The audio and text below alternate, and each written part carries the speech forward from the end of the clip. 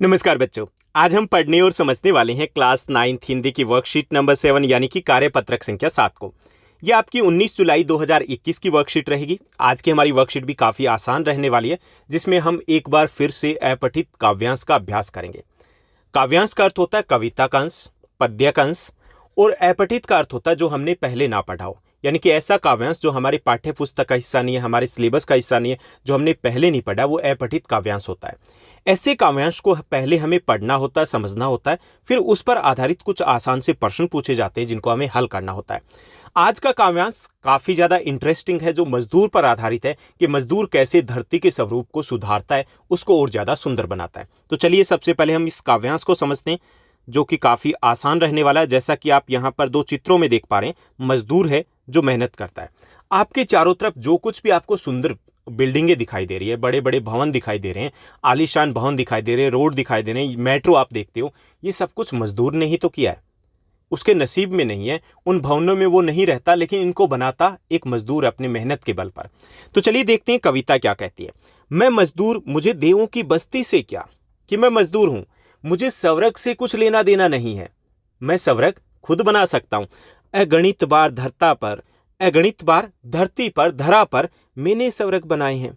कि अगणित मतलब जिसको गिना ना जा सके, असंख्य बार मैंने खुद धरती पे सुंदर स्वर्ग बनाए हैं। धरती को इतना सुंदर बना दिया कि उस स्वर्ग से बेहतर है। तो मुझे देवों की भूमि से, देवों की बस्ती से कोई लेना देना नहीं है। मैं खुद अपने दम पर स्वर्ग बना सकता हूं। अंबर पर जितने तारे उतने वर्षों से, अंबर पर कितने तारे, अगणित तारे हैं जिसको गिना नहीं जा सकता। ओके, अंबर पर जितने तारे उतने वर्षों से मेरे पुरखों ने धरती का रूप संवारा है। कि मेरे पुरखों मतलब पूर्वजों ने, कि मेरे पूर्वजों ने न जाने कितनी ही बार इस धरती को सुंदर बनाया है, इसके स्वरूप को सुधारा है, और आने वाली सदियों में मेरे वंशज धरती का उद्धार करेंगे।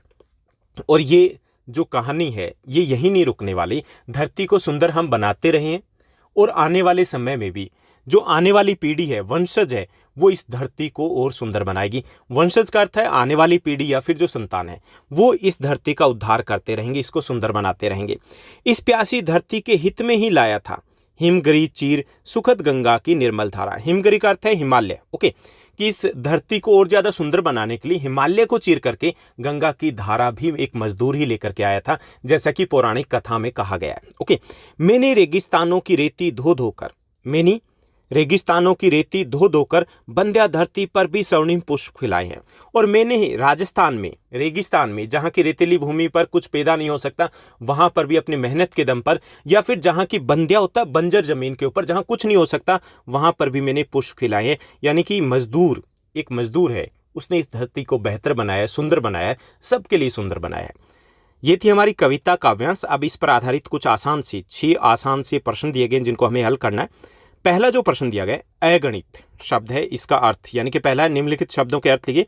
तो पहला शब्द दिया गया अगणित, इसका अर्थ होता है अनगिनत या जिसको गिना ना जा सके। ओके, जैसे अंबर पर अनगिनत तारे हैं। धरा का अर्थ होता है धरती अथवा भूमि, भू, वसुंधरा, कुछ भी कह सकते हो। ओके, अंबर मतलब आकाश, आसमान।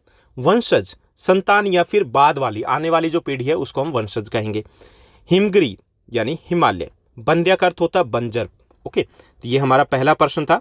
अब हम दूसरे प्रश्न की बात करेंगे। दूसरा प्रश्न है मजदूर द्वारा धरती पर स्वर्ग बनाने से क्या तात्पर्य। मजदूर कहता है कि मैंने धरती पर स्वर्ग बनाए। कैसे बनाए?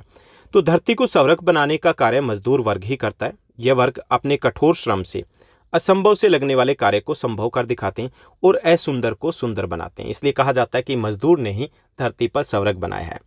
उसके बाद तीसरा जो हमारा प्रश्न दिया गया, अंबर पर जितने तारे उतने वर्षों से। अंबर पर जितने तारे उतने वर्षों से पंक्ति में कवि क्या कहना चाहता है? तो कवि का कहने का भाव यह है कि जैसे अंबर पर अनगिनत तारे हैं, उसी तरीके से अनगिनत वर्षों से मानव, मजदूर इस पृथ्वी पर लगातार मेहनत करता आ रहा है। उसके बाद चौथा जो प्रश्न है, उपरोक्त जो कविता है ये किन लोगों के मेहनत की बात करती है? तो ये मजदूरों की मेहनत की बात कर रही है। ओके, उसके बाद पांचवां प्रश्न दिया गया कि उपरोक्त कविता का एक उपयुक्त शीर्षक देना, हमें शीर्षक बताना है। तो इसका शीर्षक हो सकता है मजदूर, या फिर दूसरा हो सकता है मजदूर और धरती। ओके, कोई भी एक आप लिख सकते हो। उसके बाद छठा प्रश्न दिया गया कि निम्न शब्दों के 3-3 पर्यायवाची शब्द हमें लिखने। जैसे धरती है तो इसका पर्यायवाची शब्द हो सकता है भूमि, भू, जमीन, वसुंधरा, धरा। ओके, गंगा के पर्यायवाची शब्द रहेंगे मंदाकिनी, भागीरथी, देवनदी। पुष्प के हो सकते हैं फूल, सुमन, कुसुम। ओके, तो ये थी हमारी आज की बेहद आसान वर्कशीट। उम्मीद करता हूँ आपको सब कुछ समझ में आया होगा। अगर आपको ये वीडियो अच्छी लगी तो इस वीडियो को लाइक और अपने एटलीस्ट 5 फ्रेंड्स के साथ शेयर करना मत भूलिएगा। और हाँ, कभी कभी जब भी आप कमेंट्स करते हो अच्छा लगता है, करते रहिए, ऐसे ही हमारे साथ बने रहिए। आज के लिए बस इतना ही। Thank you, bye bye, have a nice day. मिलते हैं नेक्स्ट वीडियो में।